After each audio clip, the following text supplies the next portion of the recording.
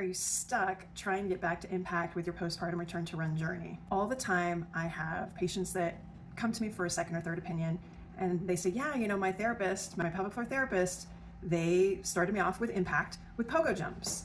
And I leaked right away, and we stopped, and we haven't gone back to impact since. And I don't think it's in the cards for me to get back to running with leakage or prolapse symptoms. What do I do? Yeah, anytime I hear pogo jumps, I smile, and this is why.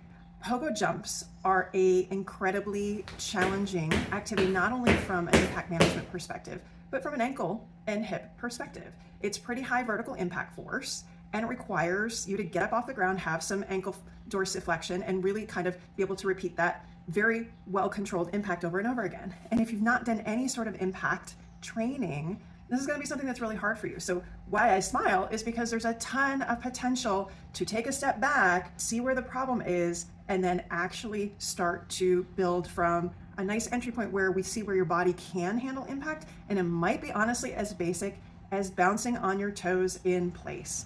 Toes stay on the ground, heels come off the ground, and you're bouncing like it's 2 a.m. and you've got a baby that won't sleep. See if your body can navigate that impact, and then we slowly start to increase your body's capacity for impact.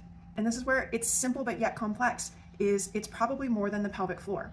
We need to take a look at your ankles. We need to take a look at your hips and knees. Are they mitigating the pressures? Are they mitigating the impact and doing their job? Because if they're not, it's quite likely that those forces are getting translated up and the pelvic floor is having to do more of the work.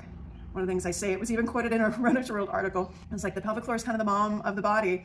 If the rest of the leg isn't doing its job and says, not my day, I'm not doing it, mom's like, all right, fine, I'll do it. And that's kind of what the pelvic floor ends up doing sometimes. So the symptoms can be in your pelvic floor with leakage or pressure, but the problem may be elsewhere. And so starting at a really challenging impact exercise just tells us it's hard and your body can't do it. We need to actually back up, figure out what it can do, and then fill that gap in between. If you have any questions on impact and return to run, hop into my DMs. I'm happy to help you figure it out.